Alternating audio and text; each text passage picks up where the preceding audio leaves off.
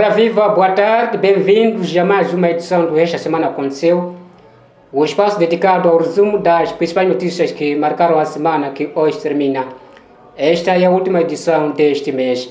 Vamos começar a nossa maratona informativa com a notícia sobre a crise alimentar no lar 25 de setembro na cidade de Climane, onde os estudantes continuam a dormir sem jantar, ou seja, tem apenas o almoço, que é composto por chima de milho e feijão. Esta comida, que perto de 100 estudantes de diferentes estabelecimentos de ensino da cidade de Climane, que se encontram em regime de internato no lar 25 de setembro, tem servido por dia. Prato composto por chima de milho e feijão manteiga. Aqui a vida é difícil. Aqui a vida mesmo é muito difícil. Mesmo aqui não há jantar. Aqui nós passamos dificuldade.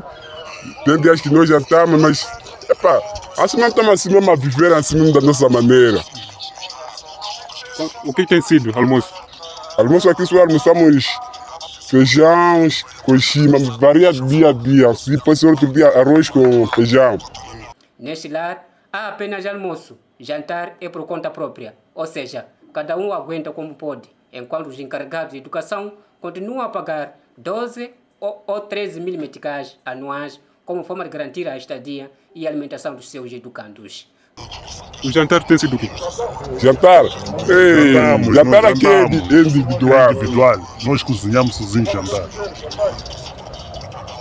Mas o que a direção tem dito? A direção diz que, segundo o regulamento, quando chegamos no primeiro semestre, diz que o regulamento permite que temos todas as refeições de matabiço, almoço e jantar, mas a realidade do internato é que só cabe a eles nos darem almoço. Estão a dizer que não estão a condição, estamos à espera do orçamento. Mas esse orçamento que dos militares até hoje não cai, é quase. Então ficamos preocupados. Porque muitos estudantes saem de fora da zonal, não sabem o que fazer quando chegam aqui. Não nos falam, aqui, jantar é individual, matabicho tens que se ajustar logo na escola. É complicado. Esta crise alimentar, a nossa reportagem procurou ouvir a direção do lar, mas fomos informados que a diretora encontrava-se ausente. Mesmo o seu substituto também não estava presente na altura. O Diário Zambésia está por cima do assunto e nas próximas edições traremos a reação das entidades competentes. Continuamos com o resumo das principais notícias que marcaram a semana. A morte a tiro de um seminarista dos Capuchinhos em Quilimane, supostamente por agentes da Polícia da República de Moçambique, na semana finda por ter sido confundido por ladrão, continua a dar que falar. O corpo de Lobrino Joaquim foi enterrado na última terça-feira. A família e a Igreja Católica exigem justiça.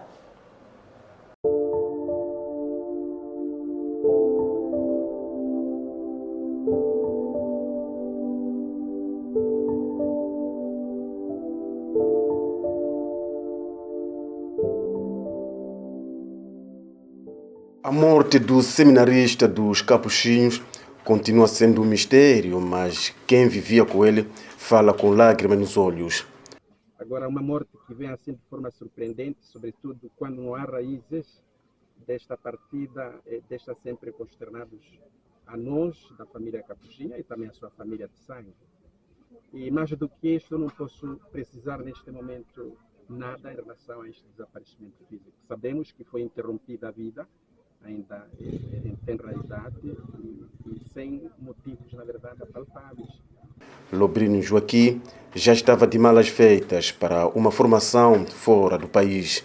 Sabemos que o rapaz foi tirado de vida, estava a terminar as suas férias, porque deveria viajar nestes dias para Maputo e depois comigo para Angola, para a sua formação.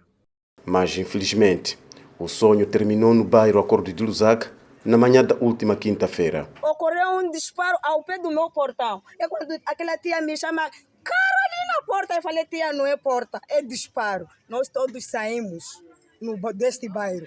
Fomos, quando depois do disparo, passou alguém a gritar, ai, foi cair daqui mesmo.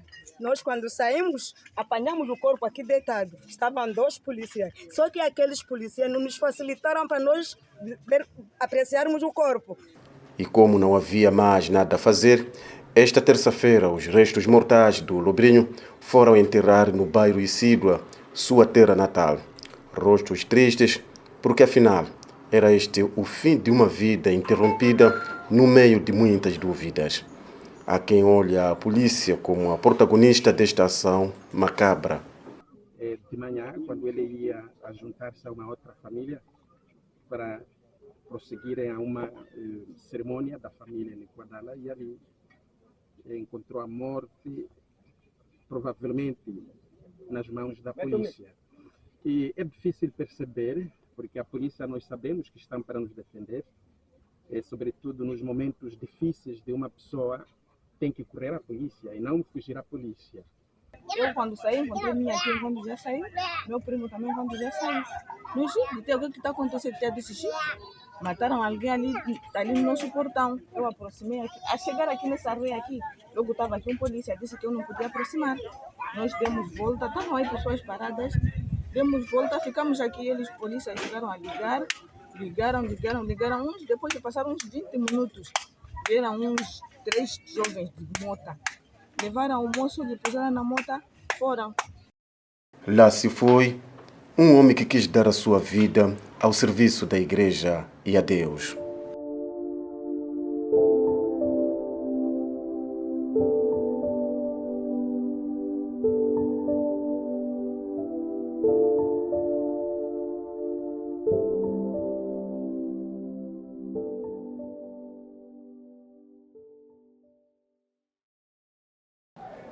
Ainda sobre atos criminais, o Gabinete Provincial de Combate à Corrupção na Zambésia abriu 3 processos de crimes contra os funcionários, incluindo os gestores públicos acusados no crime de branqueamento de capitais.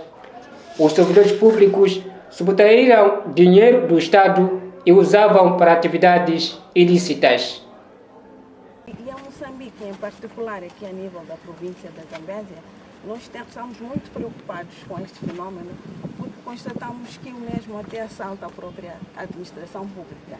Os 3 casos de branqueamento de capitais ocorreram nas instituições públicas, onde os funcionários, em conexão com os gestores, apoderaram-se do dinheiro do Estado e investiram em atividades ilícitas, ou seja, lavagem de dinheiro.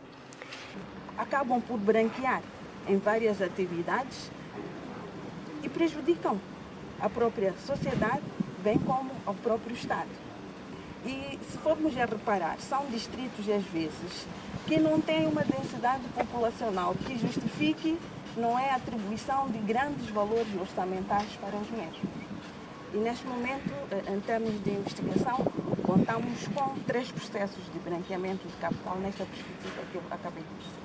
De acordo com a magistrada, alguns gestores já foram constituídos arguidos, mas ocultam os nomes.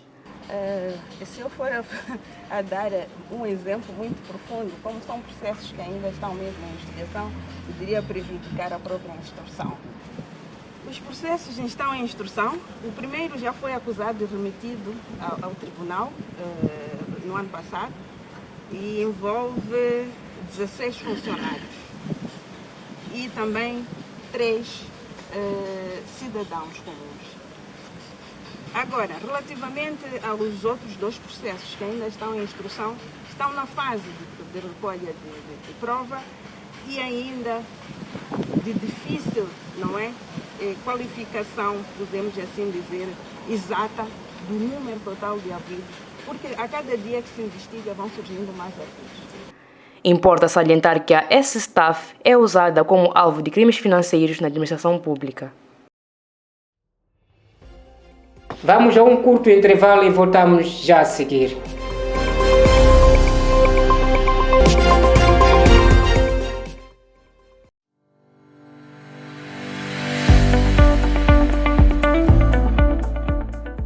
Já pensou em publicitar a sua marca e por apenas um clique ver o seu produto viajar além fronteiras? Aqui, no Diário da Zambésia, damos asas ao teu negócio. Venha anunciar a sua marca e ver o seu nome prosperar por muito menos. Contacte-nos pelo 87 92 90 123 ou pelo 84 93 52 441. Diário da Zambésia, crescendo consigo.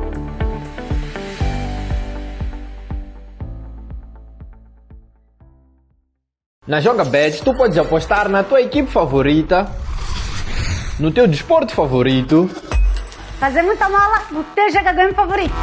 Alô, ainda temos lotaria e muitos jogos virtuais. Esquece! Ou pode ser um simples apostador, a escolha é tua. Joga Bets, Edmos, não falha nada.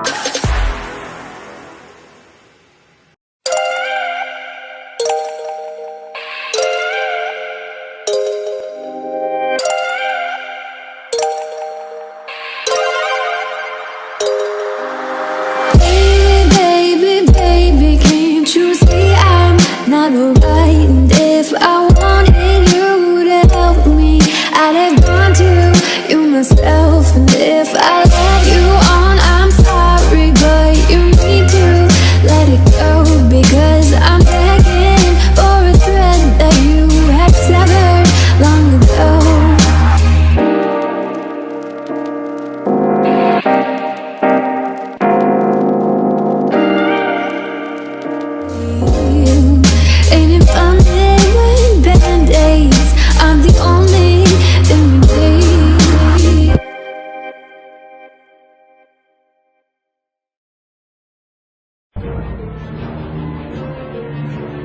Uma notícia pode ir mais além. Aqui procuramos entender com quem sabe. Buscamos mais elementos que você precisa saber.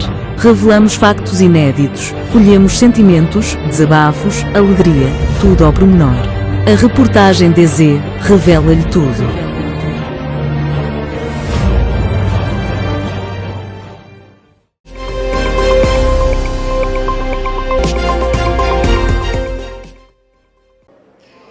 De volta ao resumo das principais notícias que marcaram a semana. Hoje, dia 27 de julho para o ano 2024. A paralisação das atividades na empresa Tazeta em Pebani está a afetar as contas do Estado. Entretanto, a autoridade tributária de Moçambique, na Zambésia, está confiante com a retoma das atividades daquela empresa mineradora. A empresa de exploração de areias pesadas localizada no sítio litoral de Pebani é a maior contribuinte ao nível da província da Zambésia e está com atividades paralisadas desde dezembro do ano passado devido aos conflitos internos. Nós temos conversado com os gestores da empresa. A última informação que tivemos parece que vão retomar as atividades porque o conflito que tiveram entre os acionistas já está quase ultrapassado. Então, nós aguardamos o regresso da Tazeta para ajudar na contribuição da nossa coleta fiscal. Quanto à coleta de receitas durante o primeiro semestre deste ano, a AT, nesta parcela do país, conseguiu cobrar mais de 2 mil milhões de meticais. Tivemos com meta anual 3,4 mil milhões de meticais. Fazendo uma comparação do mesmo período do ano passado, era 2,6. E este semestre nós conseguimos cobrar cerca de 2 mil milhões de meticais. A meta anual significa a 59%. E meta semestral estamos a 114%. Ambroso Urbale falava a jornalistas esta quinta-feira por ocasião da capacitação dos membros do coletivo da direção do setor a nível da Zambésia em matéria de ética, integridade, combate à corrupção e branqueamento de capitais, levada a cabo pelo Gabinete Provincial de Combate à Corrupção. Em relação à autoridade tributária, dizer que sim, é um setor também vulnerável na corrupção a nível da província da Zambésia. E nos 2 últimos anos tínhamos muitos processos, quer criminais, bem como disciplinares, que foram instaurados contra os funcionários desta instituição. Mas depois de fazermos o estreitamento da coordenação e colaboração com o atual delegado, as coisas tendem a reduzir. Mas sentimos problemas ainda nos postos de travessia. Temos muitas queixas do cidadão que usam as nossas linhas verdes para fazerem as suas denúncias.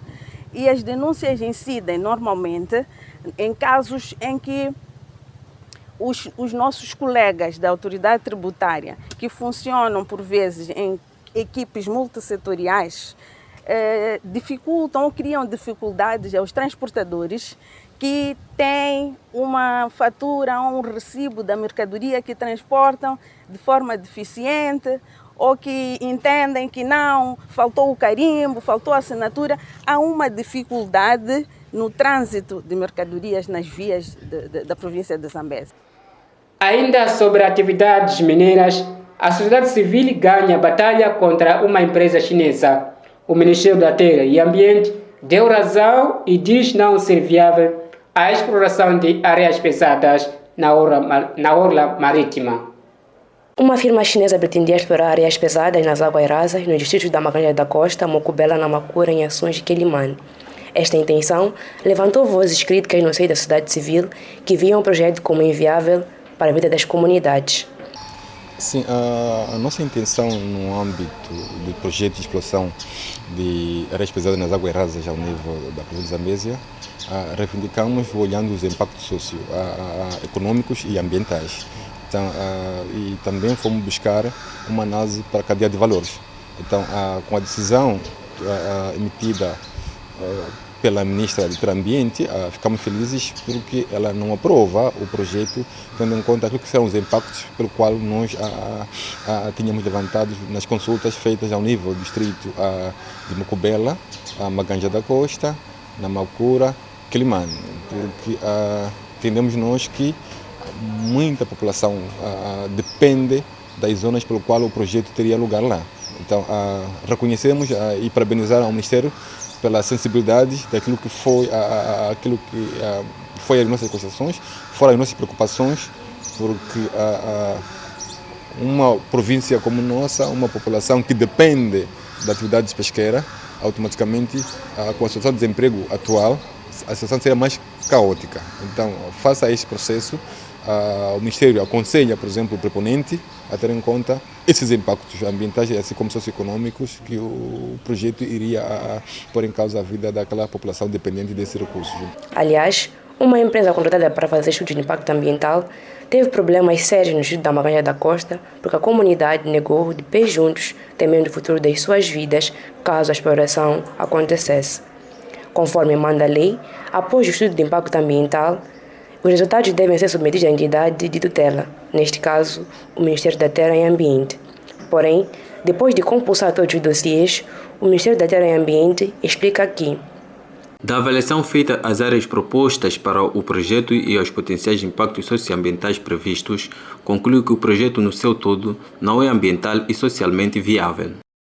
Em seguida, o Ministério da Terra e Ambiente posiciona-se dizendo: sendo assim, o Ministério de Terra e Ambiente não aprova o projeto em referência. Contudo, prevalecendo o interesse de investimento na área mineira, aconselha-se o proponente para, junto das autoridades competentes, requerer outras concessões mineiras baseadas em terra para a implementação do projeto, desde que as mesmas sejam ambiental e socialmente viáveis.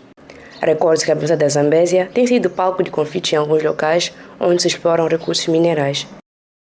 Vamos fechar nosso espaço informativo com a notícia sobre o mau comportamento do administrador do distrito de Milange, Santiago Marques, denunciado anonimamente há cerca de 2 anos. Entretanto, o vice-ministro da Administração Estatal e Função Pública, Inocêncio Mpisa, evita comentar e alega que o assunto está sendo tratado num fórum próprio. Há cerca de 2 anos em que foi despoletada uma denúncia sobre o comportamento inadequado do administrador do distrito de Milange, na Zambésia, Santiago Marques, através de uma carta anônima. Na carta revelava-se que Santiago maltratava os funcionários da administração distrital, chefe dos postos administrativos das localidades, diretores distritais, bem como humilhava e insultava em plena reunião.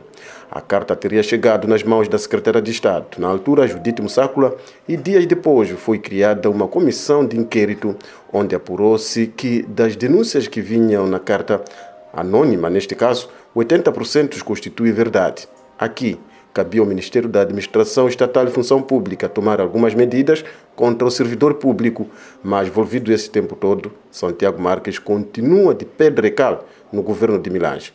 Entretanto, abordado sobre o assunto esta sexta-feira, o vice-ministro da Administração Estatal e Função Pública respondeu o seguinte: infelizmente esta não foi parte da agenda do nosso trabalho, e não vou poder responder esta pergunta e deve estar a ser tratada no seu devido foro. Então não posso dar respostas sobre esta matéria, porque é uma matéria que deve estar a ser tratada em sede própria. E a nossa visita, infelizmente, não cobriu esta matéria em particular. Lamento não poder ajudar a responder a sua pergunta. Tudo indica que está a ser difícil punir Santiago Marques olhando as figuras que o protegem. Pronto, estimado internauta e seguidores do Diário Zambésia, chegamos ao ponto final do nosso espaço informativo, espaço dedicado ao resumo das principais notícias que marcaram a semana que hoje termina. Nós voltamos no próximo mês com mais motivo do seu interesse. Saudações e até lá.